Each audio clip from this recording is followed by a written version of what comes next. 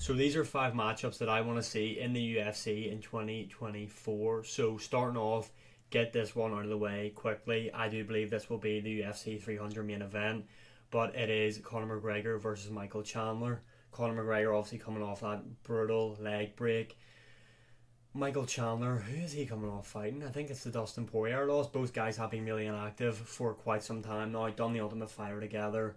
Um, let's just see this fight. Hurry up. Let's just see the McGregor return. I do believe Michael Chandler has the tools to beat Conor McGregor, but it won't happen.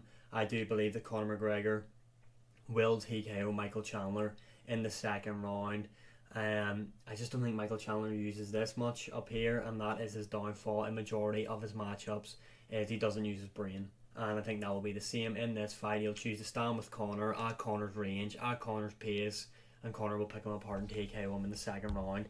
Get that fight out of the way. That is what I want to see. Make this the main event of UFC 300. Next, this is out there because we more than likely won't see this. Jon Jones versus Tom Aspinall, the current undisputed heavyweight champion versus the interim heavyweight champion in Tom Aspinall. Why are we not making this matchup? Why are we redoing Jon Jones versus Stipe when nobody actually wants to see this matchup outside of Dana White? And they're just giving Jon Jones a pass to retire.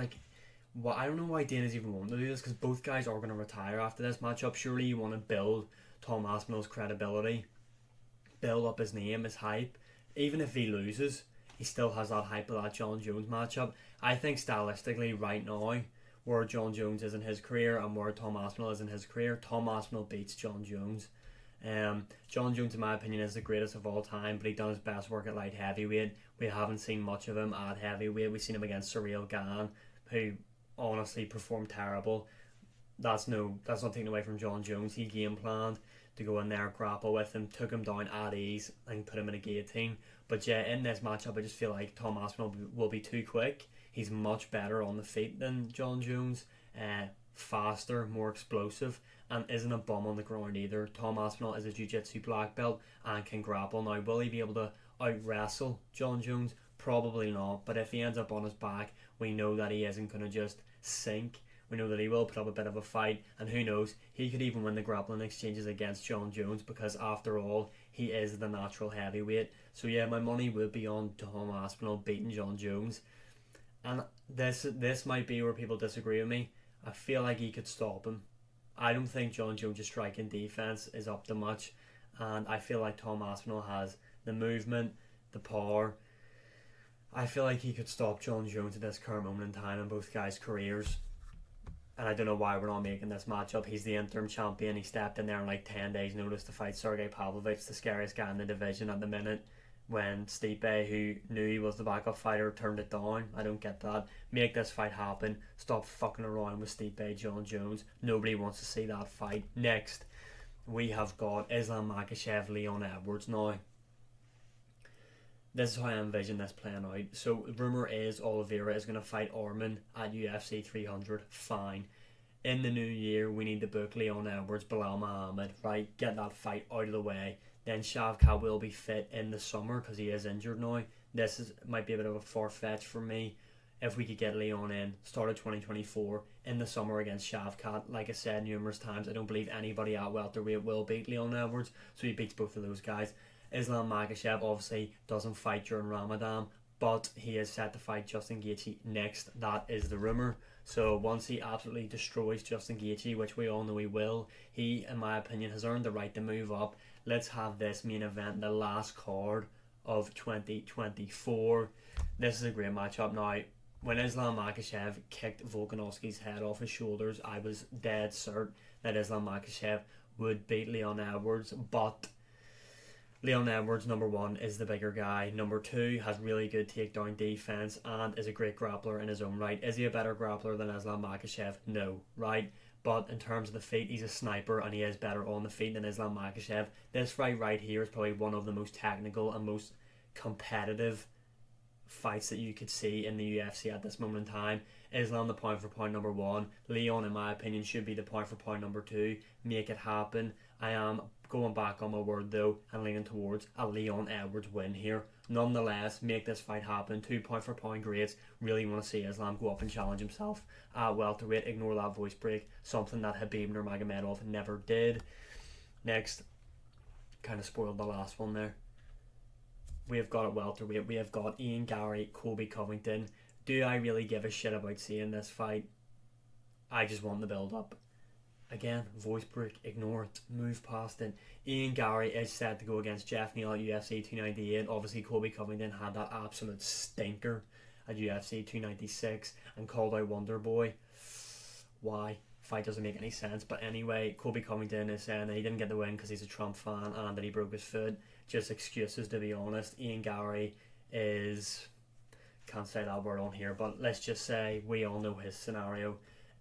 This could be a fight night main event because Dana White has said the UFC are coming to Ireland twice. Ian Gary more than likely beats Jeff Neal. Colby Covington says he wants to get back in there early 2024, which is more than likely a lie because he's not active. Why did I keep burping? Sorry, excuse me. Let's just book this main event 5-rounder in Ireland. Ian Gary, Colby Covington. Colby Covington will be so hated over there. He might not be. Ian Gary might be hated over here, I'm not too sure. But anyway, regardless, this would be a good way to propel Ian Gary into that title picture. And if Colby fought the way he fought against Leon Edwards, Ian Gary will beat him. But imagine the build-up for this matchup. It would be insane.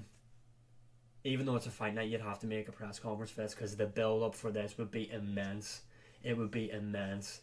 But yeah, make this fight happen. They're going to Ireland twice.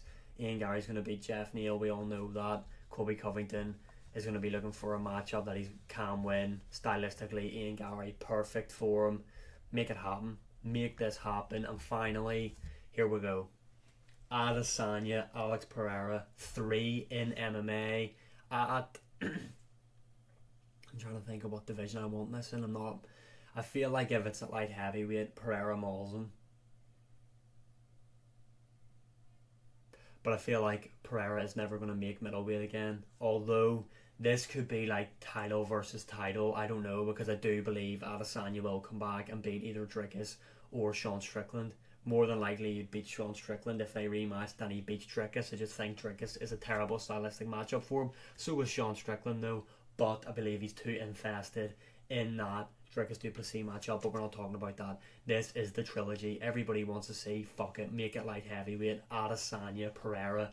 Let Adesanya build up into his frame at light heavyweight, not like last time where he pissed about and then Jan Blachowicz just held him there and exposed him. Make it happen. If it is at light heavyweight though, I do favour Alex Pereira. I just feel like Alex Pereira kind of has this thing over Adesanya.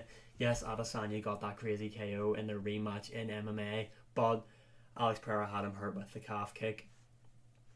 And this is a mega fight. This is probably one of the biggest fights that the UFC can make, let's all be honest here. Who wouldn't want to see it? Finish the trilogy off in MMA. Those are my 5 fights I want to see the UFC book next year for 2024. Comment your opinion on these matchups below. Who do you think would win? I hope everybody had a great Christmas. Like, share, subscribe, comment, all that good stuff. We are getting a bit more traction on the page now and I'm really appreciating all the support. And as always, I will see you again in the next one.